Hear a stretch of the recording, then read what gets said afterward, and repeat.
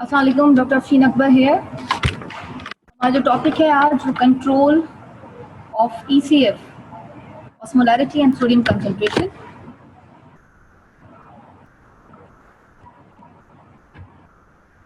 अच्छा जी, इसमें हम डिस्कस करेंगे कि ईसीएफ को कंट्रोल करने के लिए ईसीएफ की जो ऑस्मोलैरिटी है और सोडियम की कंसंट्रेशन है उसको कंट्रोल करने के लिए डिफरेंट मैकेनिज्म्स हैं बॉडी के अंदर। वो किस तरह से ईसीएफ की ऑस्मोलैरिटी और सोडियम की कंसंट्रेशन को कंट्रोल करते हैं, हम इसको डिस्कस करेंगे। Regulation of ECF osmolarity and sodium concentration are closely linked because sodium is the most abundant ion in the ECF compartment। बिल्कुल ठीक बात है, क्योंकि ECF के अंदर एक्स्ट्रासेलुलर फ्लूइड कंपार्टमेंट के अंदर अगर हम देखें कि सोडियम की कंसंट्रेशन बहुत ज़्यादा होती है। और फिर हम बात भी करें ECF की ऑस्मोलैरिटी की, ठीक है, जहाँ पर सोडियम की कंसंट्रेशन ज़्यादा है और यहाँ की ऑस्मोलैरिटी के बारे में हम बात करें, बड़े क्लोजली लिंक्ड हैं ये आपस में, ठीक है। तो इनका जो पैटर्न है ऑस्मोलैरिटी का भी और जो ईसीएफ की जो सोडियम कंसंट्रेशन है बहुत ज़्यादा आपस में लिंक करते हैं। प्लाज्मा में जो सोडियम की कंसंट्रेशन है वो रेगुलेट होती है within a close limit 140 to 145 milliequivalent per litre के हिसाब से, इसकी नॉर्मल रेंज है, ठीक है। सो एवरेज किसी भी सब्जेक्ट के अंदर इसकी ईसीएफ की में जो, या हम कहेंगे जो ब्लड प्लाज्मा में हम उसकी कंसंट्रेशन देखिए सोडियम की 142 मिली इक्विवेलेंट पर लीटर ज़रूर होनी चाहिए, बड़ी नॉर्मल और बड़ी एवरेज सी है, ठीक है। अगर 140 से कम हो जाएगा तो हाइपोनेट्रीमिया, 145 से ऊपर चला जाएगा तो फिर हाइपरनेट्रीमिया और फिर उसकी कॉन्सिक्वेंसेस स्टार्ट हो जाएंगे। सो ईसीएफ की ऑस्मोलैरिटी और जो सोडियम की कंसंट्रेशन है खुद वो भी ईसीएफ में क्योंकि ज़्यादा होती है, ये बहुत क्लोजली लिंक्ड करते हैं। नॉर्मल रेंज जो सोडियम की है वो 140 से 145 मिली इक्विवेलेंट पर लीटर है, और इसका जो एवरेज है किसी भी सब्जेक्ट में अगर हम इसको टेस्ट करते हैं तो वो 142 वाला एवरेज मेजॉरिटी का आता है। अच्छा जी, osmolarity and sodium concentration must be precisely controlled because they determine the distribution of fluid between the intra and extracellular compartment। ये भी बिल्कुल बड़ी सही बात की गई है कि होता क्या है कि अगर तो ऑस्मोलैरिटी ईसीएफ की और सोडियम की कंसंट्रेशन जो है वो अगर कंट्रोल्ड ना हो, फॉर एग्जांपल ये हम उसको एक एक्सपेरिमेंट उसमें लेके जाते हैं, अगर कंट्रोल्ड ना हो तो क्या हो जाएगा, इंट्रा और एक्स्ट्रा सेलुलर फ्लूइड कंपार्टमेंट की जो डिस्ट्रीब्यूशन है फ्लूइड की वो डिस्टर्ब हो जाएगी। सो इनको बड़ा प्रिसाइजली कंट्रोल्ड होना पड़ता है, इनको बड़ा नॉर्मल अपनी रेंजेस अपनी एवरेजेस में रहना पड़ता है सोडियम की कंसंट्रेशन को, ईसीएफ ऑस्मोलैरिटी को, ताकि इंट्रासेलुलर और एक्स्ट्रासेलुलर फ्लूइड कंपार्टमेंट के बीच में जो फ्लूइड है उसकी डिस्ट्रीब्यूशन जो है वो उसी के अकॉर्डिंग ही हो, ठीक है। इंट्रासेलुलर में अगर हम इसको रिकॉल करें 28 लीटर्स और 14 लीटर्स जो है वो एक्स्ट्रासेलुलर कंपार्टमेंट में, plasma 3 and 11 interstitial fluid compartment, right. हम प्लाज्मा में ऑस्मोलैरिटी को किस तरह एस्टिमेट कर सकते हैं, ठीक है, कैसे देखेंगे, फ्रॉम प्लाज्मा सोडियम कंसंट्रेशन। हमें सिर्फ प्लाज्मा सोडियम कंसंट्रेशन पता हो, फिर हम देखेंगे जी इसकी ऑस्मोलैरिटी को हम किस तरह से चेक कर रहे हैं, ठीक है। Sodium and it is associated ions और एनायंस, ठीक है, account for about 94% of the solute in the ECF. Sodium और उसके साथ एसोसिएटेड है, सोडियम के साथ क्लोराइड होता है, ठीक है, एक एनायन उसके साथ मौजूद होता है।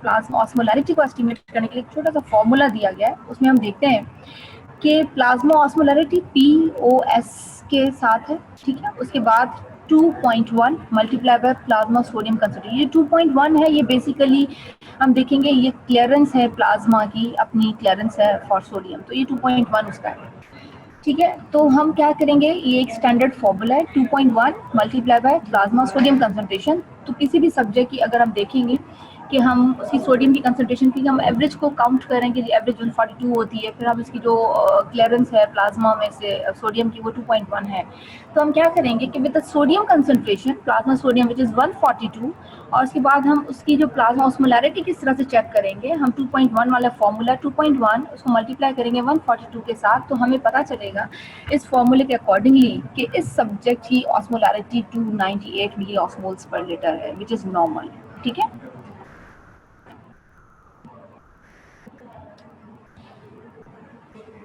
The contribution of plasma concentration of two other solutes। अब होता क्या है कि to be more accurate, क्या हम इसकी जो एस्टिमेशन है वो बहुत एक्यूरेसी के साथ और भी काम करें, तो हम प्लाज्मा सोडियम के साथ कुछ और सॉल्यूट्स दो और हैं उनको भी ऐड कर देते हैं, लाइक ग्लूकोज है and urea, they should be included. ठीक है, हमने पहले क्या डिस्कस किया कि जी प्लाज्मा की ऑस्मोलैरिटी को हम जब उसको हम एस्टिमेट कर रहे हैं तो हमें बस सोडियम की ही ज़रूरत है to be more accurate, specially in the patient who have an kidney diseases. तो हम उसकी बहुत ही एक्यूरेसी के साथ उसका काम करने के लिए हम क्या करते हैं कि प्लाज्मा सोडियम के साथ हम उसी सब्जेक्ट की प्लाज्मा ग्लूकोज लेवल भी देख लेते हैं, प्लाज्मा यूरिया लेवल भी देख लेते हैं, फिर इन सबको जो है उसी फॉर्मूले में हम ऐड कर देते हैं 2 मल्टीप्लाई बाय सोडियम, फिर उसमें प्लस कर देते हैं ग्लूकोज को, फिर उसके साथ प्लस कर देते हैं हम यूरिया को भी, फिर हम बड़ा एक्यूरेसी के साथ उसका एक जो है वो निकाल लेते हैं किसी ऑस्मोलैरिटी स्कोर के लिए, राइट। दो बहुत ही इम्पॉर्टेंट प्राइमरी सिस्टम्स हैं जो कि इन्वॉल्व है for regulating the concentration of sodium and the osmolarity of ECF. दो कंट्रोलर्स आप कह सकते हैं उसको कि दो चलाने वाली मशीनें हैं कि जी वो सोडियम की कंसंट्रेशन को भी वो मशीन चला रही है, ऑस्मोलैरिटी को भी मेंटेन कर रही है। वो बॉडी के अंदर जो ऑटोमेटिक मशीनें हैं उसमें एक मशीन का नाम है ऑस्मो रिसेप्टर एडीएच सिस्टम और दूसरी जो वो थर्स्ट मैकेनिज्म है। ठीक है, इन दोनों सिस्टम्स को हम बड़ा डिटेल में अभी डिस्कस करेंगे। सो मैं रिकॉल कर रही हूँ सारी चीज़ को कि हम सोडियम की कंसंट्रेशन को और प्लाज्मा ऑस्मोलैरिटी को जो है वो देख रहे हैं कि दोनों बड़े क्लोजली रिलेटेड हैं। ईसीएफ के अंदर एक्स्ट्रासेलुलर फ्लूइड कंपार्टमेंट के अंदर सोडियम की कंसंट्रेशन 142 एवरेज बताई गई है, तो 140 से 145 milliequivalent per litre is a normal control range है उसकी। फिर हमने इसको डिस्कस किया कि इसको हम एस्टिमेट कैसे कर सकते हैं थ्रू प्लाज्मा सोडियम, हम ऑस्मोलैरिटी को कैसे चेक कर सकते हैं कि इस वक्त इस सब्जेक्ट की ऑस्मोलैरिटी कितनी हो सकती है। तो हमें एक फॉर्मूला दिया गया 2.1 multiply by plasma sodium concentration, लेकिन उसके साथ साथ हमें ये भी बताया गया कि to be more accurate you have to add plasma glucose level, plasma urea level, and you will find an accurate plasma osmolarity, right? उसके बाद हमें दो प्राइमरी सिस्टम्स को बताया गया है कि वो रेगुलेट कर रहे हैं। ये दो मशीनें हैं जो सोडियम की कंसंट्रेशन को और ईसीएफ की ऑस्मोलैरिटी को जो है वो चला रही हैं। Osmoreceptor ADH system, number 2 is thirst mechanism. ठीक है, यहाँ पे एक जो है थोड़ा सा ये फ्लो चार्ट सा है, mechanism of defining the ECF tonicity. ये क्या बताया गया हमें कि इंक्रीज ऑस्मोलैरिटी है ईसीएफ के अंदर। फॉर एग्जांपल, ये एक एग्जांपल आपको दी गई है, ईसीएफ की ऑस्मोलैरिटी कब ज़्यादा हो सकती है, या ब्लड वॉल्यूम कम हो या पानी की कमी हो गई हो, तो ये क्या करेगी, इंक्रीज ऑस्मोलैरिटी ऑफ ईसीएफ, ये इंक्रीज करेगी वेजोप्रेसिन या एडीएच फ्रॉम पोस्टीरियर पिट्यूटरी, उसकी सिक्रीशन को इंक्रीज करेगी। और जब भी एडीएच रिलीज होगा तो ये एडीएच क्या करेगा, ये किडनी के ऊपर जाके अपने रिसेप्टर्स पे अटैच होगा मुख्तलिफ पॉइंट्स पे, डिस्टल ट्यूब्यूल, कॉर्टिकल कलेक्टिंग या मेडुलरी कलेक्टिंग डक्ट्स पे वाटर को रिटेन करेगा। सिमिलरली ये जो इंक्रीज ऑस्मोलैरिटी ऑफ ईसीएफ है ये दूसरा काम भी करेगी, ये थर्स्ट को भी स्टिमुलेट करेगी and thirst can cause increase water intake. ज़्यादा किसी को प्यास लगेगी वो ज़्यादा पानी लेना शुरू कर देगा। These both condition, number 1 is increased water intake and number 2 is water retention, both can cause dilution of ECF or increase the volume of ECF. Once ECF volume is increased, it can be caused inhibition of increased osmolarity of ECF. ये negative feedback भी कर लेता है। ठीक है, ये बड़ा आपको एक स्नैपशॉट से इसकी दी गई है। हम इन दोनों मैकेनिज्म्स को, थर्स्ट वाले को भी और जो ऑस्मो रिसेप्टर एडीएच सिस्टम है उसको भी बहुत डिटेल में देखेंगे। अभी osmo receptor ADH feedback system जो है उसको हम डिटेल में देखेंगे कि ये कहाँ पर मौजूद है और किस तरह से एक्ट करता है। And increase in ECF osmolarity, that means increased plasma sodium concentration, that causes the special nerve cells, osmoreceptor cells कहाँ पर मौजूद हैं, anterior hypothalamus near the supra optic nuclei to shrink. होता है क्या है कि किसी भी सब्जेक्ट के अंदर अगर पानी की कमी हो जाती है और सोडियम जो है वो मौजूद है तो ज़्यादा वो ऑस्मोलैरिटी को ज़्यादा ही शो करेगा ना। तो वो क्या करते हैं कि एंटीरियर हाइपोथैलेमस में एक रिसेप्टर्स हैं जिसे हम ऑस्मोरिसेप्टर्स कहते हैं। कहाँ पर है वो नियर सुप्रा ऑप्टिक न्यूक्लियर मौजूद है। ये फौरन ये जो ऑस्मोरिसेप्टर सेल्स है वो श्रिंक करना शुरू कर देते, श्रिंक हो जाते हैं इंक्रीज ऑस्मोलैरिटी की वजह से। हम यहाँ पे इस डायग्राम में इसको देखते हैं कि ये कहाँ पर मौजूद है। ये हमें पिट्यूटरी नजर आ रहा है सारा, ठीक है, नीचे ये बना हुआ है। ऊपर सबसे टॉप पे देखेंगे ऑस्मोरिसेप्टर्स बने हुए नियर द सुप्राऑप्टिक न्यूक्लियर, बिल्कुल उसके नीचे देखेंगे सुप्राऑप्टिक न्यूक्लियर भी मौजूद है, ठीक है। फिर सुप्राऑप्टिक के बराबर में पैरावेंट्रिकुलर न्यूक्लियस भी मौजूद है। तो हम कह सकते हैं सुप्राऑप्टिक और पैरावेंट्रिकुलर के सेंटर में ये ऑस्मोरिसेप्टर्स ही मौजूद हैं, या इनके सिग्नल्स आ रहे हैं थ्रू दीज एरियाज, ठीक है। Shrinkage of osmoreceptor cells cause them to fire, sending nerve signals to additional nerve cells in the supraoptic nerve. अब हुआ क्या कि ECF की ऑस्मोलैरिटी हो गई ज़्यादा, ठीक है, उसने सिग्नल पास किए, ठीक है, फायर किया उसने, सिग्नल पास हुए, वहाँ पे सिग्नल गए, ऑस्मोरिसेप्टर ने देखा कि ECF की ऑस्मोलैरिटी ज़्यादा, ये श्रिंक हो गई थी, ऑस्मोरिसेप्टर सेल्स में से खुद में से पानी निकल आया, ठीक है, ये श्रिंक हो गए, इन्होंने सिग्नल पास किए टूवर्ड्स सुप्राऑप्टिक न्यूक्लियर, ये जो इसके नीचे बिल्कुल मौजूद है, ठीक है, यहाँ पे, which then relay these signals down to the stack of the pituitary gland to the posterior pituitary. हम फिर इस डायग्राम पे आ जाते हैं। ऑस्मोरिसेप्टर ने सेंस किया इंक्रीज ऑस्मोलैरिटी,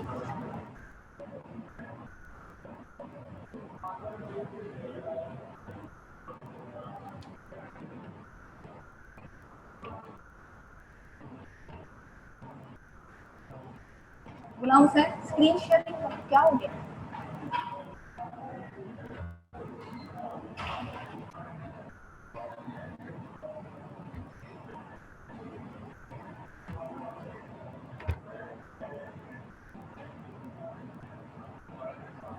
दोबारा किए नहीं हो रही ना, ये देखो host disable participant screen sharing, क्या किया तुम हो ना होस्ट। सो हम रिकॉल कर रहे हैं अपनी अभी जो हम डिस्कशन कर रहे हैं इसको, कि ऑस्मोरिसेप्टर्स हैं which are present in the hypothalamus and anterior hypothalamus near the supraoptic nuclei. Hypothalamus में जो ऑस्मोरिसेप्टर्स मौजूद हैं, वो ऑस्मोरिसेप्टर्स जो है वो सेंस करते हैं इंक्रीज ऑस्मोलैरिटी को, इंक्रीज ऑस्मोलैरिटी ऑफ ECF को। उसके बाद जनाब वो जैसे इसको इंक्रीज ऑस्मोलैरिटी को जो है वो सेंस करते हैं, तो फौरी तौर पे क्या होता है, यहाँ ये श्रिंक होना शुरू हो जाते हैं, और उसके बाद ये सिग्नल भेजते हैं सुप्राऑप्टिक न्यूक्लियस को, ये बिल्कुल उसके नीचे ही मौजूद है ऑस्मोरिसेप्टर्स के साथ ही, और उसके बाद ये सुप्राऑप्टिक जो है वो सिग्नल ट्रांसमिट करते हैं इन पिट्यूटरी स्टैक।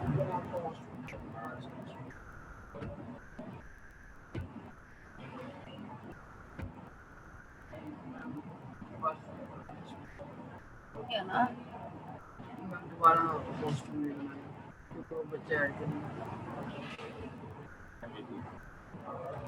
ठीक है, तो ये हमने अभी डिस्कस किया है कि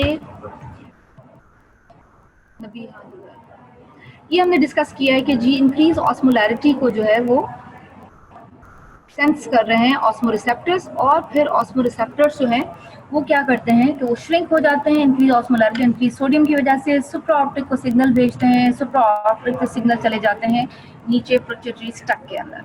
ठीक हो गया, हम नीचे चलते हैं इसकी डिस्क्रिप्शन में। और shrink osmoreceptor cells cause them to fire, sending nerve signals to additional nerve cells supraoptic। भाई ऑस्मोरिसेप्टर ने सिग्नल भेजी सुप्राऑप्टिक को, सुप्राऑप्टिक ने वो सिग्नल डाउन पिट्यूटरी ग्लैंड और पोस्टीरियर पिट्यूटरी में भेजे। अब देखो ये पोस्टीरियर पिट्यूटरी में क्यों भेजना था, क्योंकि हम ऑस्मोरिसेप्टर ADH सिस्टम पढ़ रहे हैं। तो पोस्टीरियर पिट्यूटरी में क्या मौजूद है, वेसोप्रेसिन और ADH, and these action potential conducted in the posterior pituitary stimulate the release of ADH। हम जो इतनी सारी कहानी बना रहे हैं कि जी ऑस्मोरिसेप्टर जो है उन्होंने सेंस किया था कि ऑस्मोलैरिटी ज़्यादा है, बेसिकली अब ज़रूरत किस चीज़ की थी कि पानी ज़्यादा होना चाहिए, वाटर और फ्लूइड कंटेंट ज़्यादा होना चाहिए। तो ये सारी की सारी जो है वो ये जो मैकेनिज्म है, ये वाटर के इनटेक को ज़्यादा करना या वाटर जो मौजूद है उसको रिटेन करना। So these action potential conducted to the posterior pituitary and stimulate the release of ADH which is stored in the secretory granules in the nerve endings. और हमें पता है कि जनाब ये पोस्टीरियर पिट्यूटरी में ये मौजूद होते हैं सेक्रेटरी वेसिकल्स इनके, ठीक है। ADH वहाँ से रिलीज होने के बाद ब्लड स्ट्रीम में चला जाता है, from where it is transported towards the kidneys where it increase the water permeability to the late distal tubule, cortical tubules and medullary collecting ducts. हमने जब रीनल को पहले भी डिस्कस किया था तो हमने डिस्कस किया था कि जो ये पार्ट्स हैं लेट डिस्टल ट्यूब्यूल के, कॉर्टिकल कलेक्टिंग ट्यूब्यूल्स के और मेडुलरी कलेक्टिंग डक्ट्स के, ये सारे क्या करते हैं कि ADH के रिसेप्टर डिपेंडेंट एरियाज, यहाँ पे वाटर की परमेबिलिटी तब होगी जब ADH जो है वो ये काम आके करेगा यहाँ पर। So increase osmolarity, sensed by the osmoreceptors in the anterior hypothalamus, right? And these osmoreceptors will be shrinked in response to increased osmolarity of ECF. अच्छा जी, ये जैसे श्रिंक हो गया उसके बाद इन्होंने क्या किया, ऑस्मोरिसेप्टर्स ने यहाँ से अपने नर्व सिग्नल्स ट्रांसमिट किए towards the supraoptic, from this supraoptic the nerve signals and nerve endings जो है वो ट्रांसपोर्ट हो गई हैं into the posterior pituitary, and here in posterior pituitary they stimulate the release of or secretion of ADH. ADH once released, secreted, it enters in the bloodstream and is transported to the kidneys where it can increase the permeability of late distal cortical collecting and medullary collecting ducts.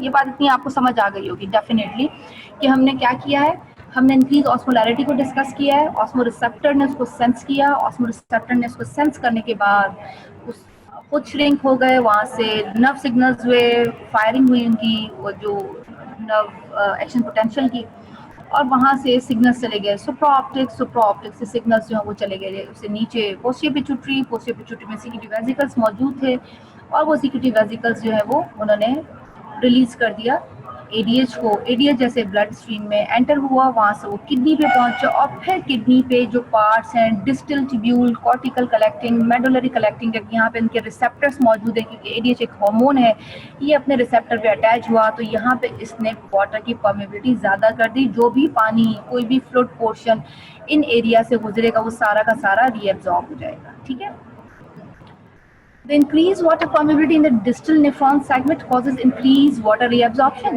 and excretion on a small volume of concentrated urine. हम यही discuss कर रहे हैं कि जी सारा का सारा पानी जो वो reabsorb हो जाएगा, और एक्सक्रीशन के लिए बहुत ही थोड़े अमाउंट में कंसनट्रेटेड सा यूरिन रह जाएगा, क्योंकि इस वक्त बॉडी को ज़्यादा ज़रूरत है कि पानी या फ्लूइड पोर्शन जो वो रिटेन हो।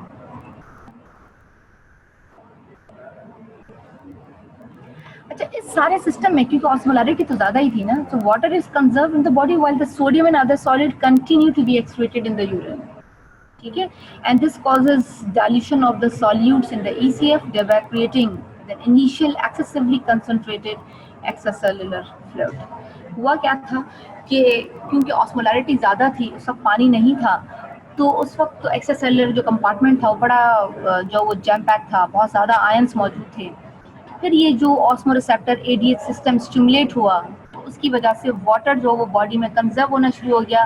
सोडियम क्योंकि ऑलरेडी ज़्यादा ही था, तो ये नॉर्मली जिस तरह पहले एक्सक्रीट आउट हो रहा था, ये फिर भी एक्सक्रीट आउट होता रहा है, और उसकी वजह से एंड दिस कॉजेज की एक्सक्रीशन की वजह से dilution of solutes in the ECF। सो शुरू में क्या हुआ कि उन्होंने इनिशियली जो है वो कंसनट्रेटेड सा एक्स्ट्रासेलुलर फ्लूइड कंपार्टमेंट के पास मौजूद था, उसके बाद जैसे ही उसको डाइल्यूट करना शुरू कर दिया क्योंकि सोडियम और बाकी के आयंस जो है वो एक्सक्रीट आउट हो रहे थे, और बाद में क्या हुआ क्योंकि पानी भी कंजर्व होना शुरू हो गया, तो ये सिस्टम सारा जो है वो नॉर्मलाइज हुआ, मतलब एक्स्ट्रासेलुलर कंपार्टमेंट जो है उसमें फ्लूइड पोर्शन जो नॉर्मलाइज हो गया।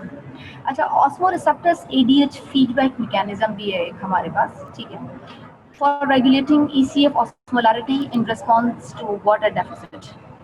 हम एक एक्सपेरिमेंटल एनिमल ले लेते हैं, हम एक एक्सपेरिमेंट कर लेते हैं किसी भी सब्जेक्ट के अंदर। वाटर डेफिसिट हो गया, कैसे हो सकता है? वाटर डेफिसिट हो सकता है in case of vomitings, in case of diarrhoea, और हो सकता है उस सब्जेक्ट ने पानी ना पिया, बहुत छोटा बच्चा हो, is unable to tell the parents कि मुझे पानी पीना है, बहुत छोटा बच्चा, बहुत बुजुर्ग लोग जो पानी नहीं उठ के खुद पी सकते। ठीक है, so we have a condition which is water deficit. What happened in this water deficit? Increased osmolarity of the ECF, right? And this increased osmolarity of ECF can stimulate the osmoreceptors in the antehypothalamus, and these antehypothalamus osmoreceptors finally increases the ADH secretion from posterior pituitary. Posterior pituitary में जैसे ही ADH की concentration ज़्यादा होगी, that means it can cause increased plasma ADH concentration. Finally, this ADH is transported in the plasma or in the blood, and this plasma ADH can cause increased water permeability to distal tubule, cortical ducts, and medullary collecting ducts. And finally, increased water reabsorption have occurred. And what happened after this reabsorption? Less water is excreted and concentrated urine is formed. एक भी हम इसमें एक negative feedback का भी element हम इसमें check कर रहे हैं। इसमें नेगेटिव फीडबैक एलिमेंट क्या है? Once water excretion is less, हम देख रहे हैं बिल्कुल जो नीचे हमें पॉइंट नजर आ रहा है कि वाटर एक्सक्रीटेड बहुत ज़्यादा कम हो रहा है, ठीक है। ये वाटर एक्सक्रीशन जो है ना, ये जाके वाटर डेफिसिट को भी नेगेटिव फीडबैक करता है कि अब आपने वाटर डेफिसिट का एलिमेंट नहीं देना क्योंकि पानी बहुत ज़्यादा रीअब्सॉर्ब हो चुका है। वाटर डेफिसिट वाला जो सिम्टम है वो ख़त्म होना शुरू हो जाता है बॉडी के अंदर, तो ये उसको नेगेटिव फीडबैक करता है ताकि आगे ये जो साइकिल चल रही है, ये जो पैटर्न है जिसमें ऑस्मोलैरिटी ज़्यादा हो रही है, एडीएस ज़्यादा हो रहा है, प्लाज्मा में एडीएस ज़्यादा है, पानी की परमिएबिलिटी ज़्यादा हो रही है और पानी रीअब्सॉर्ब ज़्यादा हो रहा है, वो फिर ख़त्म होना शुरू हो जाता है।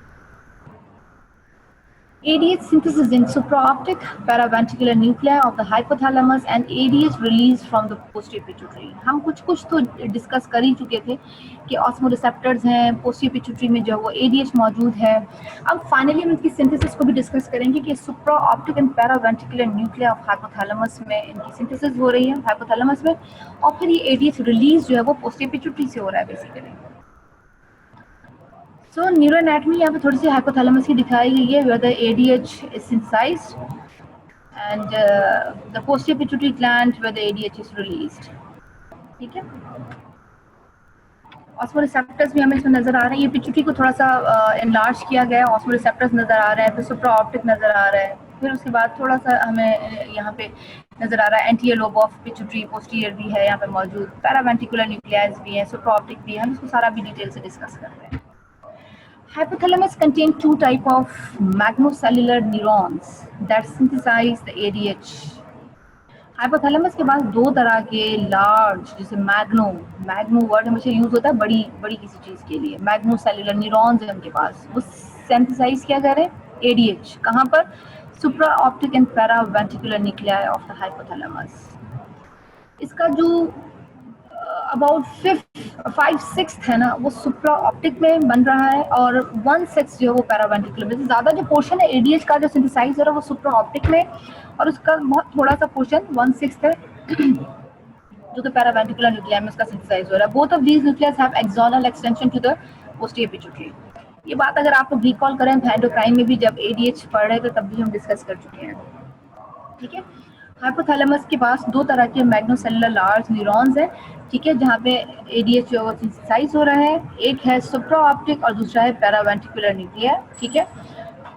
5/6 पोर्शन जो है वो उसकी सिंथेसाइज हो रहा है सुप्रा ऑप्टिक में, 1/6 जो है इसका वो पैरावेंट्रिकुलर में, ये दोनों की एक्सटेंशंस फाइनली आ जाती हैं posterior pituitary के अंदर। When the supraoptic and paraventricular nucleus are stimulated by the increased osmolarity, nerve impulses pass down these nerve endings and changing their membrane permeability and increase calcium entry।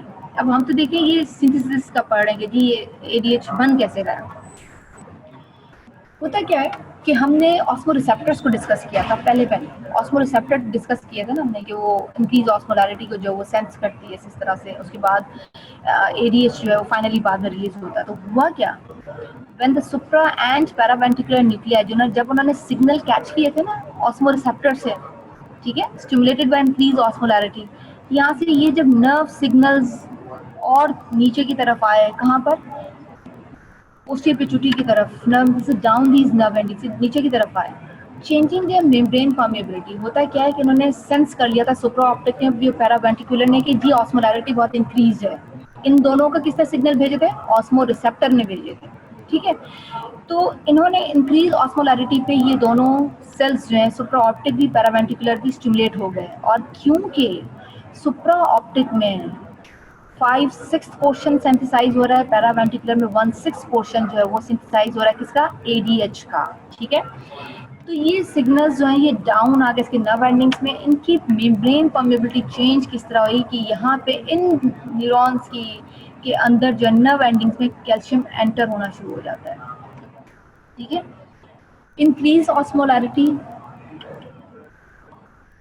का काम किया, सुप्रा optic और paraventricular nuclei जो है वो उनको stimulate किया, फिर नर्व इम्पल्सेस उनकी नर्व एंडिंग्स में भेजी, और इसकी वजह से हुआ क्या कि उन्होंने सेंस कर लिया था ऑस्मोलैरिटी ज़्यादा है, तो जो मेम्ब्रेन की जो परमेबिलिटी थी वो इंक्रीज हो गई फॉर कैल्शियम एंट्री, ठीक है। ये हम न्यूरॉन्स की बात करें, सुप्रा ऑप्टिक पैरावेंट्रिकुलर उसकी जो नर्व एंडिंग्स हैं वहाँ पे कैल्शियम की एंट्री ज़्यादा हो गई। ADH stored in the secretory granules of the nerve endings, and is released in response to increased calcium entry. अब क्योंकि एडीएच ने रिलीज होना था, वो सीक्रेटरी ग्रैन्यूल्स में ऑलरेडी बना पड़ा हुआ है इसके अंदर, और उसने किस तरह रिलीज होना था, जब कैल्शियम एंटर करता उन नर्व एंडिंग से। तो the release of ADH is then carried away in the capillary blood. हम पहले क्या पढ़ चुके हैं, ऑस्मोसिस रिसेप्टर सेंस करते थे, फिर वो सुप्रा ऑप्टिक को सिग्नल भेजते थे, फिर वो पोस्टीरियर पिट्यूटरी में चला जाते थे सिग्नल्स, वहाँ पे एडीएच रिलीज होता था। अब हम इसकी सिंथेसिस को भी डिस्कस करते हैं कि सिंथेसिस किस तरह से हुई है। कि हम देख रहे हैं कि सुप्रा ऑप्टिक न्यूक्लियस के साथ साथ इनके साथ साथ पैरावेंट्रिकुलर न्यूक्लियस भी मौजूद है। इन दोनों में मिलके जो है वो एडीएच जो है वो सिंथेसाइज हो रहा है। सुप्रा ऑप्टिक के अंदर जो है वो हो रहा है 5-6%, और या उसका जो पोर्शन है 5/6, और इन पैरावेंट्रिकुलर 1/6। ठीक है, तो उसके बाद उन्होंने क्या सेंस किया कि इंक्रीज ऑस्मोलैरिटी को सेंस किया। ठीक है, इंक्रीज ऑस्मोलैरिटी ने स्टिमुलेट कर दिया सुप्रा ऑप्टिक को, पैरावेंट्रिकुलर को, और उनकी नर्व एंडिंग्स में जो आगे बने पड़े हुए थे सीक्रेटरी ग्रैन्यूल्स, वहाँ से कैल्शियम की एंट्री स्टार्ट हुई और एडीएच रिलीज हुआ। एडीएच रिलीज होने के बाद कहाँ चला गया, ब्लड के अंदर। And secretion of ADH in response to an osmotic stimulus is rapid. जब भी पता चलता है ना एडीएच को कि जी ऑस्मोलैरिटी बहुत ज़्यादा है, एडीएच सबसे रैपिडली उठता है और भागता है वहाँ पर। ठीक है, ताकि पानी को रीअब्जॉर्ब करा सके या फ्लूइड को रीअब्जॉर्ब करा सके in renal tubules. That plasma ADH level can increase several folds within minutes. अब जैसे ही एडीएच को पता चलता है, पोस्टीरियर पिट्यूटरी को सिग्नल्स मिलते हैं कि जी ऑस्मोलैरिटी ज़्यादा है, तो विद इन मिनट्स प्लाज्मा के अंदर एडीएच की कंसंट्रेशन सेवरल फोल्ड इंक्रीज कर जाती है, क्योंकि वहाँ से ये पूरा मैकेनिज्म शुरू हो जाता है। कौन कौन सा मैकेनिज्म है जनाब, ऑस्मो रिसेप्टर ने सेंस किया, सुप्रा ऑप्टिक के पास गए सिग्नल्स, पैरावेंट्रिकुलर के पास गए, इन दोनों ने जो है वो सीक्रेटरी वेसिकल्स बना के नर्व एंडिंग्स के थ्रू वो नीचे भेजे। ठीक है, पोस्टीरियर पिट्यूटरी के पास, और फिर फाइनली वहाँ पे कैल्शियम ने एंट्री दी, और क्योंकि ऑस्मोलैरिटी ज़्यादा थी तो ये सारा ये सेल्स सिग्नल सेंस कर चुके थे, और फिर एडीएच रिलीज हुआ। रिलीज होने के बाद चला गया कैपिलरी ब्लड के अंदर। फिर ये डिस्कस करें कि जो एडीएच की सिक्रीशन जो ऑस्मोटिक स्टिमुलस के ऊपर है वो सेवरल फोल्ड्स इंक्रीज कर देती है प्लाज्मा में एडीएच की कंसंट्रेशन को, thereby providing an rapid means for altering renal excretion of water। और फिर उसकी वजह से होता क्या है कि जो रीनल एक्सक्रीशन है वाटर की वो बिल्कुल कम हो जाती है, वो उसको कंट्रोल करना शुरू कर देती है। कि हम पहले भी डिस्कस कर चुके हैं कि एडीएच जो है वो क्या करता है, वाटर की परमेबिलिटी इंक्रीज कर देता है in late distal tubule, cortical collecting tubule and medullary collecting ducts में, और उसके बाद वो बहुत ही कंसंट्रेटेड यूरिन जो है वो पास ऑन करता है। AV3V रीजन, इसे हम कहते हैं antero ventral region of third ventricle. ठीक है, सेकेंड ऑस्मोरिसेप्टर एरिया। एक तो ऑस्मोरिसेप्टर एरिया हमने एंटी हाइपोथैलेमस में डिस्कस किया है, एक ऑस्मोरिसेप्टर एरिया और भी है। ठीक है, controlling osmolarity and area secretion is located along the anteroventral region of third ventricle. ठीक है, ये upper part of this region have in structure. होता क्या है कि ये जो एरिया है ना anteroventral region of third ventricle, इसके अपर पार्ट, इसका जो अपर रीजन है वहाँ पे दो तरह के स्ट्रक्चर्स मौजूद हैं। सब फॉर्निकल ऑर्गन है, ठीक है, और दूसरा है ऑर्गेनम वैस्क्यूलोजम।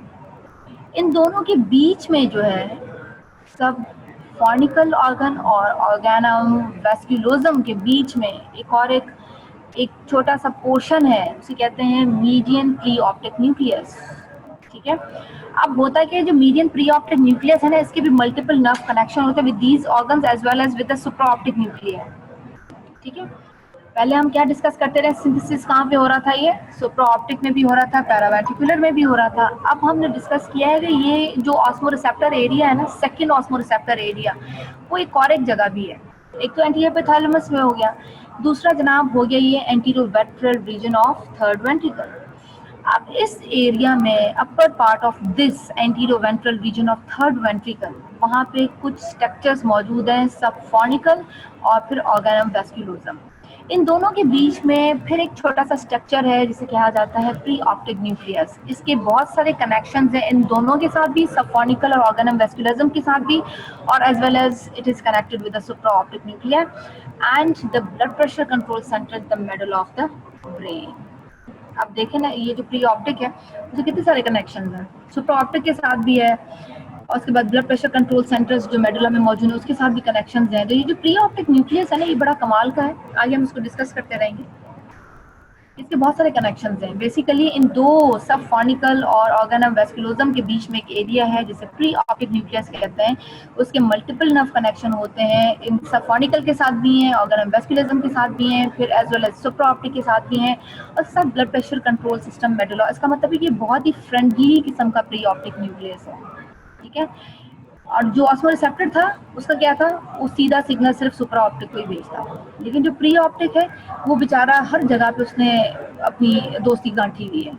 कहाँ कहाँ पर, सुप्रा ऑप्टिक के पास भी है जनाब, ये है। उसके बाद ये ब्लड प्रेशर कंट्रोल के पास भी है, और ये सब फॉनिकल है, ऑर्गेनम वेस्कुलर उसके भी इसने कनेक्शन दिए हुए। तो ये बड़ा फ्रेंडली सा प्री ऑप्टिक न्यूक्लियस है जिसके कनेक्शन मल्टीपल है। अगर लीजन हो जाए इस एरिया की, anterior ventral area of third ventricle region, it causes multiple deficits in the control of ADH secretion. अगर ये जो एरिया है ना, ये जिसकी वजह से हमने बेसिकली प्री ऑप्टिक को जो आइडेंटिफाई किया, अगर इस एरिया की लीजन हो जाए तो बहुत सारी कमियां पेशियां होना शुरू हो जाएंगी in the control of ADH, ठीक है। कैसे? थर्स्ट, इसमें प्रॉब्लम हो जाएगा, ठीक है, वो मैकेनिज्म खराब हो जाएगा। सोडियम की एपिटाइट मैकेनिज्म खराब हो जाएगा, एडीएच जो है काम नहीं करेगा। ब्लड प्रेशर, उसकी रेगुलेशन में भी प्रॉब्लम हो जाएगी। तो ये तीन बड़े मेजर प्रॉब्लम्स इनमें डेफिसिट आ सकता है अगर तो AV3V region, antero ventral region of third ventricle की लीजन हो जाए तो thirst mechanism, sodium appetite and blood pressure all are altered. अगर इलेक्ट्रिकल स्टिमुलेशन दी जाए ना इन रीजन्स को, और stimulation by the angiotensin 2 can cause ADH secretion, thirst and sodium appetite, ठीक है ना। हम अगर इसकी लीजन कर रहे हैं तो ये चीज़ें डेफिसिट हो जाएंगी। अगर हम इसको स्टिमुलेट कर रहे हैं, ठीक है, और स्टिमुलेटेड बाय द एंजियोटेंसिन 2, ये ADH की सिक्रीशन इंक्रीज कर देगा, थर्स्ट को इंक्रीज कर देगा, सोडियम की एपिटाइट को भी इंक्रीज कर देगा, ठीक है। फिर हम देख रहे हैं कि जो सब फॉनिकल ऑर्गन था या ऑर्गेनम वेस्कुलोजम था, have vascular supplies that lake the typical blood-brain barrier that prevent the diffusion of most ions from the blood into the brain tissue. अभी जो सब फॉनिकल ऑर्गन है या ऑर्गेनम वेस्कुलरिज्म है, इसमें वेस्कुलर सप्लाई के अंदर जो है ना वो टिपिकल ब्लड ब्रेन बैरियर्स नहीं है, ठीक है। अगर ब्लड ब्रेन बैरियर्स होते हैं तो वो इजीली डिफ्यूज आउट कर जाती हैं चीज़ें, ब्लड ब्रेन बैरियर को इजीली क्रॉस कर देती हैं, ठीक है। लेकिन क्योंकि ये टिपिकल ब्लड ब्रेन बैरियर इस एरिया में वेस्कुलर सप्लाई में चीज़ें नहीं है, तो ये प्रिवेंट करता है कि डिफ्यूजन ना हो आयंस की from the blood to the brain tissue, and this makes it possible for ions and other tissues to cross between the blood and the local interstitial fluid in this region. तो बड़ा अच्छा जा रहा है। अगर blood brain barrier से गुजर नहीं सकते तो दूसरा रास्ता तो उनके पास वही है कि ब्लड से इंटरस्टिशियल फ्लूइड और वहाँ पे वो ट्रांसपोर्ट होती रही ये चीज़ें।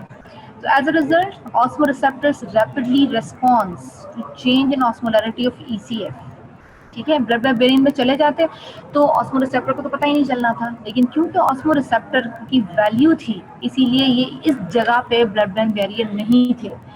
इसकी वजह से ये जो सॉल्यूट हैं ये क्रॉस कैसे कर रहे थे between the blood and local interstitial fluid in the ECF, इसीलिए ऑस्मोरिसेप्टर्स जो हैं वो फॉरन ECF की चेंज को रिस्पॉन्ड करते हैं and exerting powerful control over the secretion of ADH and over thirst.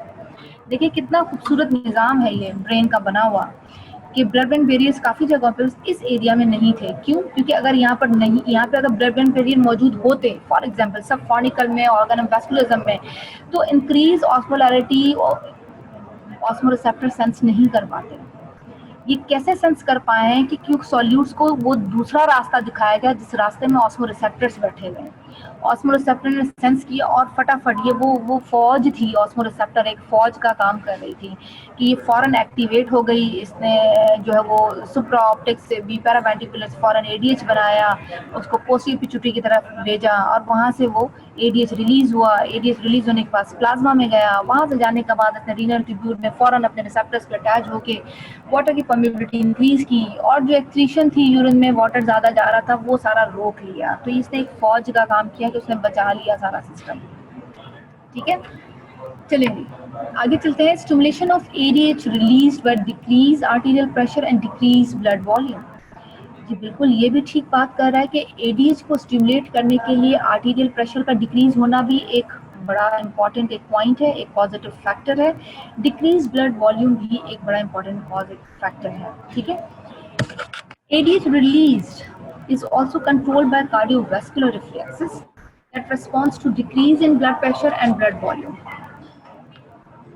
जो ADH की रिलीज है ना, वो कार्डियोवैस्कुलर रिफ्लेक्सेस भी जो है ना वो उसको कंट्रोल कर रहा है, वो भी कंट्रोल कर रहा है। और कैसे करते हैं वो देखते हैं, वो रेस्पॉन्ड कैसे करते हैं कार्डियोवैस्कुलर रिफ्लेक्सेस, वो देखते हैं ब्लड प्रेशर तो नहीं कम हो गया, ब्लड वॉल्यूम तो नहीं कम हो गया।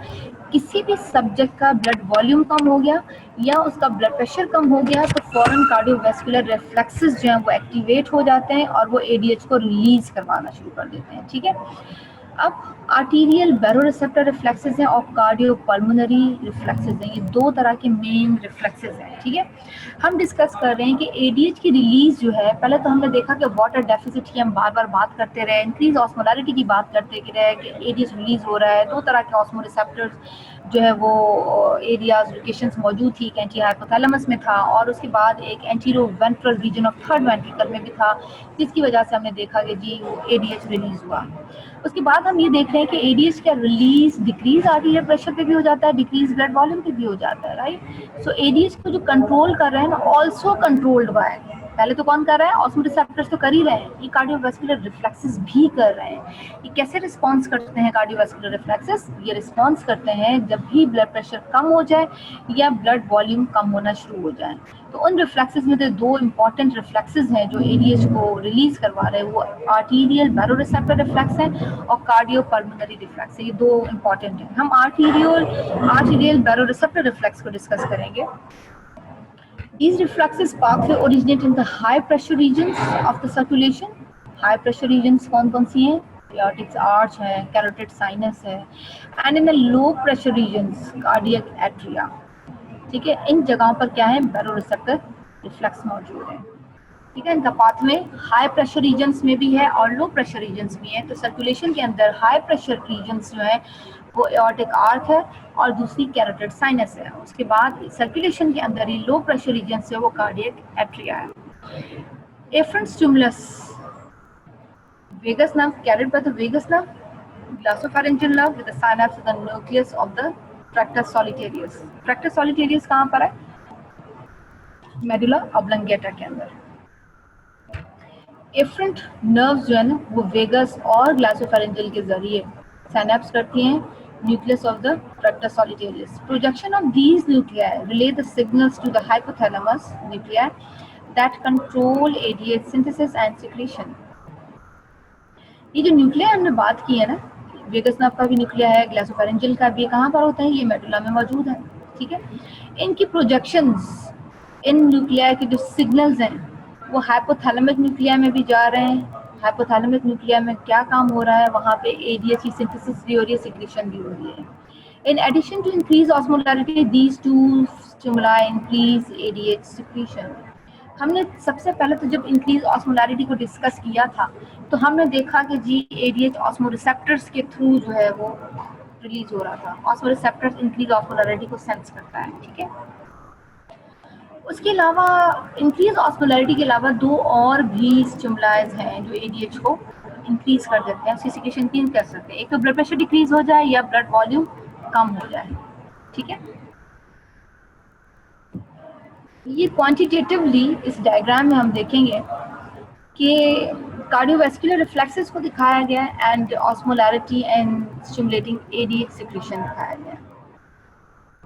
आप जो ब्लैक डॉट्स में देख रहे हैं, आपको इस डायग्राम में नजर आ रहा है, इस फिगर के अंदर आप देखेंगे ब्लैक डॉट्स है वो आइसोटोनिक वॉल्यूम डिप्लीशन है, ठीक है, वॉल्यूम डिप्लीटेड एरिया है, ठीक है।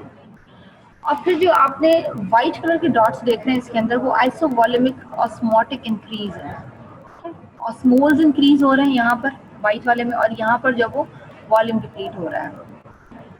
अब इंक्रीज प्लाज्मा ऑस्मोलैरिटी और डिक्रीज ब्लड वॉल्यूम, हम देखेंगे वाई एक्सिस पे हमें कुछ फिगर नजर आ रही है, 5, 10, 15, 20, 25, 30, 35 इस तरह की चीजें नजर आ रही हैं। ये हमें ये शो कर रहा है कि आइदर ऑस्मोलैरिटी जो है वो कम हो गई हो, ठीक है, जो वाइट डॉट्स है, या आपको बताया गया है कि डिक्रीज ब्लड वॉल्यूम हो गया हो, ठीक है, अगर वॉल कितने परसेंट कम हो गया, 20% कम हो गया है, 15% कम हो गया, 10% कम हो गया, इन एनी केस जो हमें वाई एक्सिस में नजर आ रहा है एडीएच इज रिलीज्ड।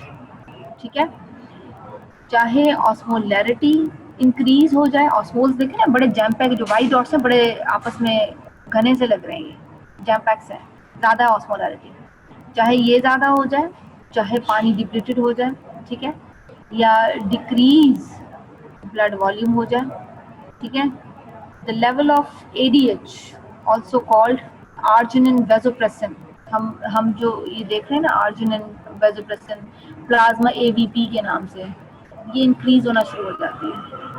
ठीक है, अब आपने देखा ये पी ए वी पी लिखा है 2.5 ऑस्मोल्स प्लस 2.0 करके, ठीक है, फिर आप ऊपर देख रहे हैं इसी में P A V P is equal to 1.3 करके, तो हमें पता चल रहा है कि यहाँ पे ऑस्मोल्स जो हैं, जो white dot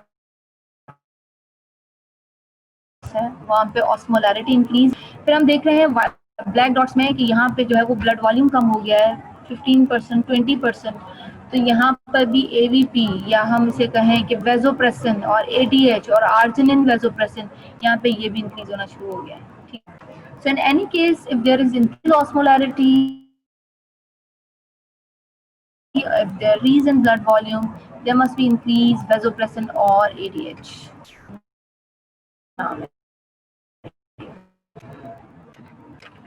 So quantitative importance of cardiovascular reflexes and osmolarity in stimulating ADH secretion. ADH जो है वो small change in osmolarity, there's similar change in blood volume. आप इन दोनों को कंपेयर किया जाए ना, ऑस्मोलैरिटी को भी और ब्लड वॉल्यूम को, तो जो एडीएच है ना वो ज़्यादा सेंसिटिव है जब ऑस्मोलैरिटी में चेंज आता है, वो फौरन ज़्यादा जल्दी एक्टिवेट हो जाए। The usual day-to-day regulation of ADH secretion during simple dehydration is affected mainly by the change in plasma osmolarity. अब जो डे टू डे रेगुलेशन भी हो रही है, एडीएच कितना सिक्रीट होना है, कितना आना है, कितना ब्लड में आना है, कितना सा पानी कंजर्व कराना है, चाहे सिंपल डिहाइड्रेशन हो, वो मेनली क्यों हो रही है, प्लाज्मा ऑस्मोलैरिटी में चेंज आ रही है। तो हम बात कर रहे थे कि जो एडीएच है वो ज़्यादा सेंसिटिव है जब वो ऑस्मोलैरिटी में कोई भी चेंज देखती है, लेकिन वो सेकंड नंबर पे सिमिलर चेंजेस उसमें ब्लड वॉल्यूम में भी आ जाए, लेकिन वो प्लाज्मा में ऑस्मोलैरिटी में चेंज देखी कि वो ज़्यादा जल्दी एक्टिवेट हो जाती है। सो however with a severe decrease in blood volume, the cardiovascular axis play a major role in stimulating the ADH secretion. तो होता क्या है कि ब्लड वॉल्यूम जब कम होता है तो यहाँ से कार्डियोवास्कुलर रिफ्लेक्सेस बेसिकली एक्टिवेट हो जाते हैं, वो जाके एडीएच को जो है वो स्टिमुलेट करते हैं। ठीक है, लेकिन अगर ऑस्मोलैरिटी ज़्यादा है तो ऑस्मो रिसेप्टर एडीएच सिस्टम जो खुद एक्टिवेट हो जाता है, लेकिन अगर ब्लड वॉल्यूम कम है तो उसकी वजह से पहले कार्डियोवास्कुलर रिफ्लेक्स, फौज में सबसे पहले बटालियन जो है ना कार्डियोवास्कुलर रिफ्लेक्सेस की आती है, उसके बाद दूसरे नंबर पे वो जाके एडीएच सिक्रीशन को उठाते हैं। आज मुझे थोड़ी फौज की सी फीलिंग हो रही है, तो मैंने कहा थोड़ा सा मैं भी एडीएच को भी फौज ही कह रहा हूँ। अच्छा जी, रेगुलेशन ऑफ एडीएच सिक्रीशन कैसे हो रही है, कहाँ पे एडीएच की सिक्रीशन ज़्यादा है, कहाँ पे जिनकी वजह से एडीएच की सिक्रीशन ज़्यादा होती है, कौन से फैक्टर्स हैं जिनकी वजह से एडीएच की सिक्रीशन कम हो रही है। तो इंक्रीज एडीएच जब सिक्रीट हो रहा है, ज़्यादा आ रहा है, प्लाज्मा की ऑस्मोलैरिटी ज़्यादा होगी तब आएगा, ब्लड वॉल्यूम कम हो जाएगा तब आएगा, और ब्लड प्रेशर कम हो जाएगा तब एडीएच की सिक्रीशन ज़्यादा आएगी। लेकिन ऑस्मोलैरिटी को सबसे पहले रिस्पॉन्स करता है ब्लड वॉल्यूम,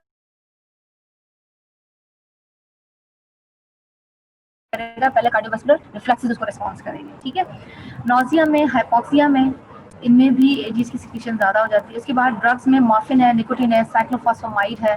मॉर्फिन हम पेन किलर में देते हैं, निकोटिन आपको उसमें सिगरेट्स और उसमें होती है। जो ड्रग है वो बेसिकली कैंसर्स में यूज़ होती है, और ये भी जिन सब्जेक्ट्स को दी जाती है उनमें एडीएच की सिक्रीशन ज़्यादा होती है, वाटर ज़्यादा रिटेन कराते हैं। ठीक है, अच्छा जी, ये जो डिक्रीज एडीएच की सिक्रीशन है ये कब हो जाती है, जब प्लाज्मा की ऑस्मोलैरिटी कम हो, एडीएच भी कम होगा, ब्लड वॉल्यूम ज़्यादा हो, एडीएच नहीं रिलीज होगा, ब्लड प्रेशर ज़्यादा हो, एडीएच कभी भी रिलीज नहीं होगा। ठीक है, और उसके बाद ड्रग्स में alcohol decrease ADH secretion, clonidine anti hypertensive drug है, देते हैं एडीएच सिक्रीट कम होता है। हेलोपेरिडोल, डोमपेरिडोन, डोपामिन ब्लॉकर है, ये भी हम मुख्तलिफ कंडीशंस में देते हैं, साइकेट्रिक की कंडीशंस में देते हैं, एपिलेप्सी में भी ये कहीं पे यूज़ होती है। तो ये मुख्तलिफ मेडिसिन हैं, मुख्तलिफ कंडीशंस हैं जिसमें एडीएच की सिक्रीशन कम हो रही है। अच्छा, इसमें role of thirst in controlling ECF, fluid osmolarity and sodium concentration. पहले हम क्या पढ़ चुके हैं, ऑस्मो रिसेप्टर एडीएच सिस्टम को हम डिस्कस कर चुके हैं। ऑस्मो रिसेप्टर एडीएच सिस्टम जो है वो जनाब रेगुलेट कर रहा था एक्स्ट्रासेलुलर वॉल्यूम को भी, ठीक है, और फिर एडीएच को भी सारा। अब हम थर्स्ट का इसके अंदर क्या रोल है, हम थर्स्ट को देखेंगे वो किस तरह से कंट्रोल करती है ईसीएफ की ऑस्मोलैरिटी को, सोडियम की कंसंट्रेशन को। थर्स्ट है क्या? Thirst is defined as the conscious desire of water. Many of the same factors that stimulate the ADH also increase thirst. Thirst, प्यास लगना, बड़ा कॉन्शियस डिजायर है, किसी भी सब्जेक्ट की हो सकती है जी, पानी पीना। काफ़ी सारे फैक्टर्स सेम हैं जो कि एडीएच को स्टिमुलेट कर रहे थे, एडीएच की सिक्रीशन करवा रहे थे।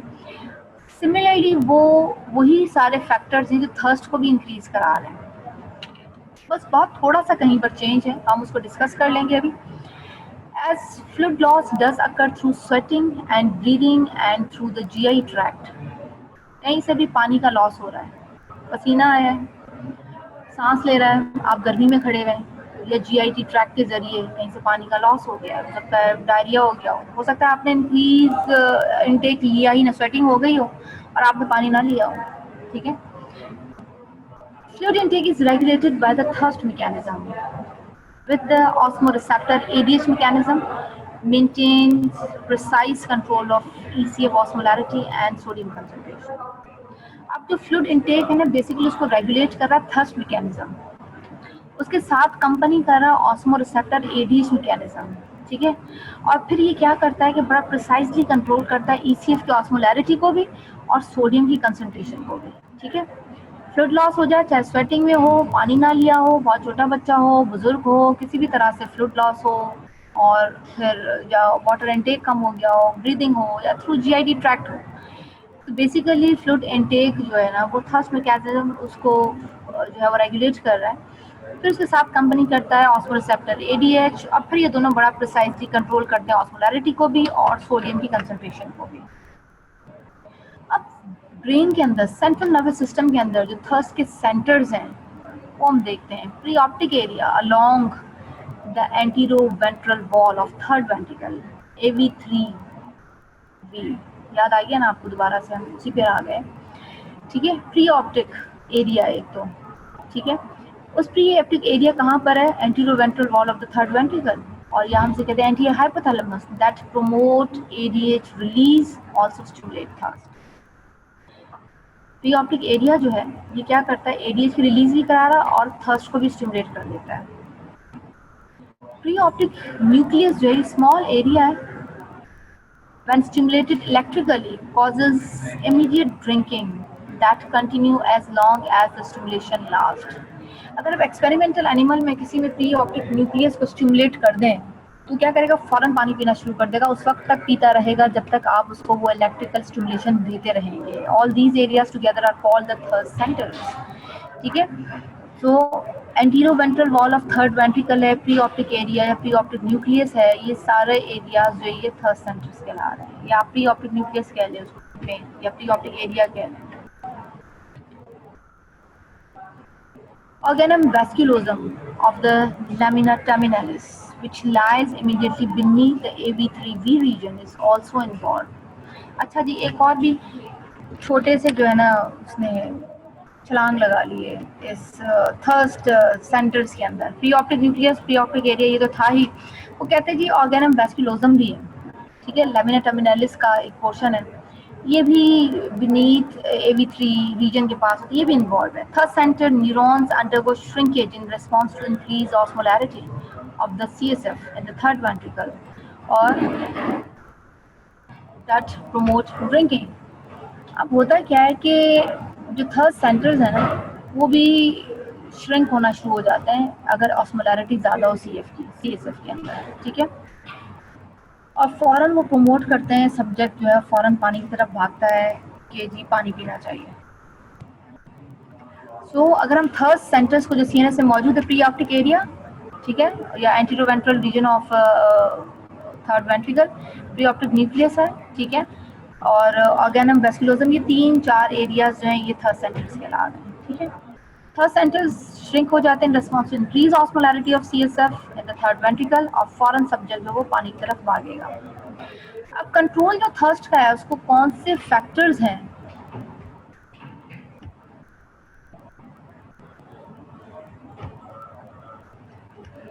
कौन से फैक्टर्स हैं कि थर्स्ट को इंक्रीज करा रहे हैं? इंक्रीज ऑस्मोलैरिटी है, ठीक है, decrease blood volume, decrease blood pressure और इंक्रीज एंजियोटेंसिन, और dryness of mouth thirst increase हो जाती है। कौन सी चीजें हैं, कौन से फैक्टर्स हैं that can cause decrease thirst? Decrease in osmolarity, increase blood volume, increase blood pressure, decrease angiotensin 2 and gastric distension, पेट भरावा, वो भी थर्स्ट को कम कर देती है, ठीक है। थर्ड सेंटर्स सीएनएस में pre optic area along with the anteroventral wall of third ventricle, जो कि एंटी हाइपोथैलेमस वाला ही एरिया है, ठीक है। And pre optic nucleus, organum vasculosum of the lamina terminalis, ये भी AV3 रीजन के पास ही है, ये भी इन्वॉल्व है थर्स्ट के मैकेनिज्म के अंदर, ठीक है। फिर हमने फैक्टर्स डिस्कस किए हैं जो इंक्रीज कराते हैं थर्स्ट को, और कुछ फैक्टर्स हैं जो कि डिक्रीज करा रहे हैं थर्स्ट को। Stimuli for thirst, increase ECF osmolarity causes intracellular dehydration in the thirst centers। बिल्कुल, osmolarity ज़्यादा होगी तो intracellular dehydration कैसे होगी? intracellular fluid जो है वो मूव करेगा टूवर्ड्स जहाँ पे सॉल्यूट्स ज़्यादा होंगे। And stimulate the sensation of thirst, जैसे ये होगा ऑस्मोलैरिटी ज़्यादा होगी, इंट्रासेलुलर डिहाइड्रेशन होगी थर्स्ट सेंटर्स की, तो ये सेंसेशन ऑफ थर्स्ट जो है वो प्यास लगना शुरू हो जाएगी। Blood volume loss by haemorrhage, किसी का एक्सीडेंट हो गया हो किसी सब्जेक्ट का, हो सकता है ड्यूरिंग सर्जरी जो है वो पेशेंट का ब्लड लॉस हो गया है, ठीक है, और उसको रिप्लेस करके उन्होंने बाहर तो भेज दिया है, लेकिन पेशेंट डिहाइड्रेटेड होगा, उसका ब्लड वॉल्यूम तो लॉस हुआ ही हुआ है ना, फिर हम उसे क्या दे रहे थे, क्योंकि वो अनकॉन्शियस होता था, उसको ब्लड दे रहे हैं, ड्रिपें लगा रहे हैं। अगर सिमिलरली किसी बंदे का रोड ट्रैफिक एक्सीडेंट हुआ भी है, बहुत ज़्यादा ब्लड लॉस हुआ भी है, तो वो फौरन जो है ना वो पानी मांगना शुरू कर देगा आपसे, ठीक है। So blood volume loss by hemorrhage stimulate the thirst even though there might be no change in plasma osmolarity। देखिए hemorrhage में वॉल्यूम कम हुआ, ऑस्मोलैरिटी में भी चेंज नहीं है, and this occurs because of neutral input from cardio pulmonary and systemic artery baroreceptors in the circulation. तो यहाँ पे ऑस्मोलैरिटी में भी चेंज नहीं आया, इसीलिए ऑस्मोरिसेप्टर तो स्टिमुलेट नहीं हुए, लेकिन कार्डियोवैस्कुलर रिस्पॉन्सेज जो है ना, कि ब्लड प्रेशर कम होता है, वॉल्यूम कम होता है, तो क्या होना शुरू हो जाता है, ये आर्टीरियल बैरोरिसेप्टर जो है ना सर्कुलेशन के, ये फॉरन एक्टिवेट होना शुरू हो जाते हैं। स्टिमुलाई फॉर थर्स्ट, एंजियोटेंसिन 2, ये भी एक्ट करता है सबफॉनिकल ऑर्गन पे and on the organum vasculosum of the lamina terminalis. These regions are outside the blood brain barrier, ये ब्लड ब्रेन बैरियर से बाहर है। एक तो स्टिमुलाई जो थर्स्ट है वो एंजियोटेंसिन खुद है, वो एक्ट कहाँ पे करता है, सबफॉनिकल और ऑर्गेनम वेस्कुलोजम पे, ठीक है। Dryness of mouth and mucous membrane of the pharynx oesophagus can elicit the sensation of thirst. जैसे रमजान में हो रहा होता है, या आप वैसे ही कुछ आपने सुबह से नहीं लिया हुआ और आप बात भी कर रहे हैं, या आप मूवमेंट भी है, चल फिर भी रहे हैं, तो अगर माउथ ड्राई हो गया, म्यूकस मेम्ब्रेन ड्राई हो गई फेरिंक्स की, तो esophagus can elicit the sensation of thirst। The ability of animals and humans to meter fluid intake is important because it prevent overhydration। अब कितनी खूबसूरत सी अल्लाह ने हमें एक सिस्टम दिया हुआ है, ह्यूमंस को भी और देखो एनिमल्स को भी, जितनी प्यास होती है हम उतना ही पानी पीते हैं। ये एक मीटर है, एक इंडिकेटर है जो सेट किया हुआ है, ठीक है। तो वो क्यों मीटर सेट किया हुआ है कि जी पानी पी लिया, बस इतनी ज़रूरत थी बस, लेकिन क्योंकि अगर डिहाइड्रेटेड होती है, मीटर सेट नहीं होता, तो हम 3 लीटर पानी इकट्ठे पी जाते, तो ओवर हाइड्रेट हो जाते हैं, ऐसे ही है। तो जो मीटर सेट किया हुआ है ना ह्यूमंस में भी और एनिमल्स में भी, वो इसलिए है ताकि हम जब पानी लें तो हम ओवर हाइड्रेशन की तरफ ना जाए, ठीक हो गया। Threshold for osmolar stimulus of drinking, क्या थ्रेशोल्ड है, क्या लेवल आ जाएगी सोडियम की जिसके बाद जो है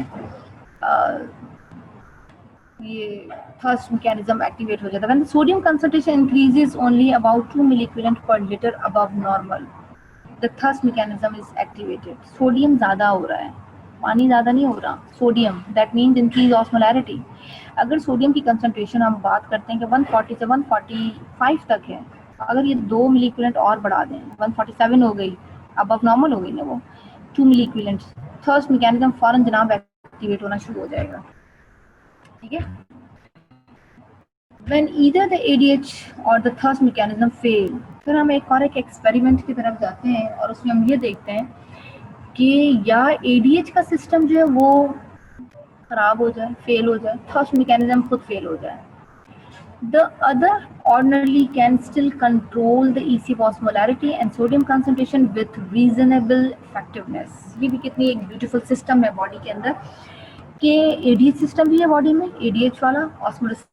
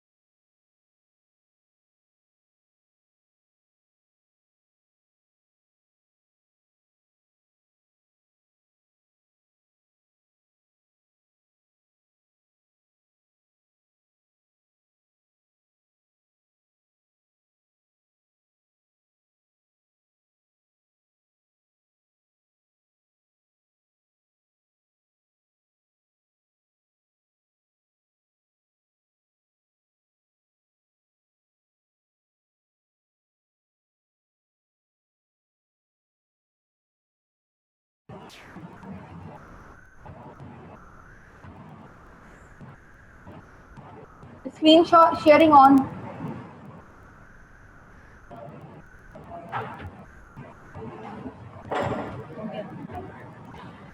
ठीक है, अगर तो एडीएच सिस्टम और थर्स्ट मैकेनिज्म में से कोई भी एक फेल हो जाता है, जो दूसरा है, फॉर एग्जाम्पल अगर एडीएच सिस्टम फेल हो जाता है तो थर्स्ट मैकेनिज्म उसका काम संभाल लेगा, अगर थर्स्ट मैकेनिज्म फेल हो जाता है तो एडीएच उसका काम संभाल लेगा। क्या काम संभालेगा? एडीएच और थर्स्ट का काम क्या था?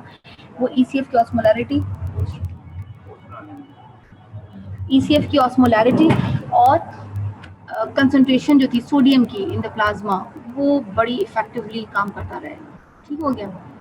सो कोई भी सिस्टम आइदर एडीएच है या थर्स्ट मैकेनिज्म में कोई भी फेल हो जाता है तो उसके मुकाबले में अगर एडीएच फेल है तो थर्स्ट जो है वो कंट्रोल कर लेगा ईसीएफ की ऑस्मोलैरिटी को भी और सोडियम की कंसंट्रेशन को भी। लेकिन अगर थर्स्ट फेल हो जाता है तो एडीएच जो है वो कंट्रोल कर लेगा इसको, ऑस्मोलैरिटी को भी, और उसके साथ साथ वो ईसीएफ की सोडियम की कंसंट्रेशन को भी कंट्रोल करेगा। ठीक है।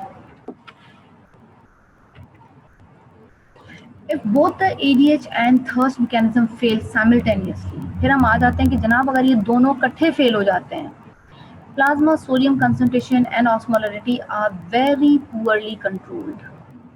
पहले तो ये था कि जी अगर एक फेल हो जाता है तो दूसरा इसका काम संभाल लेगा, ऐसे ही है, और फिर थर्स्ट फेल हो जाता है तो एडीएच का काम संभाल लेता है। लेकिन once ADH system and thirst mechanism both are failed simultaneously, then plasma sodium concentration and osmolarity are poorly control. उन दोनों को कंट्रोल नहीं किया जा सकता, ठीक है, क्योंकि ये मेन सिस्टम्स थे जो कि इनको चला रहे थे। यहाँ पे मैंने इंटीग्रेटेड एक रिस्पॉन्स देखा ऑस्मोरिसेप्टर्स का ADH and thirst mechanism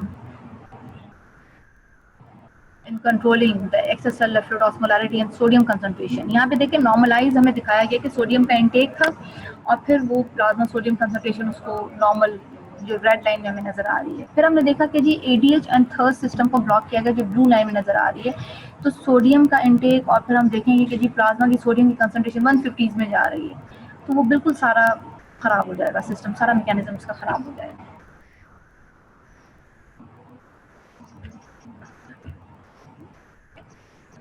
Role of angiotensin 2 and aldosterone in controlling the ECF, osmolarity and sodium concentration। तो angiotensin 2 का रोल और फिर aldosterone in controlling the ECF, fluid osmolarity and sodium concentration। अब हम इसमें दूसरा एक पॉइंट देख रहे हैं। पहले हमने देखा कि ऑस्मोरिसेप्टर एडीएच सिस्टम को, फिर हमने जिसको डिस्कस किया कि यहाँ पे थर्स्ट मैकेनिज्म भी है, फिर हम आ गए एक और एक सिस्टम के ऊपर अब हम उसे कह रहे हैं कि ये एंजियोटेंसिन 2 एंड एल्डोस्टेरोन है, ठीक है। एंजियोटेंसिन 2 एंड एल्डोस्टेरोन ये कंट्रोल कर रहा है ईसीएफ फ्लूइड की ऑस्मोलैरिटी को एंड सोडियम कंसंट्रेशन को।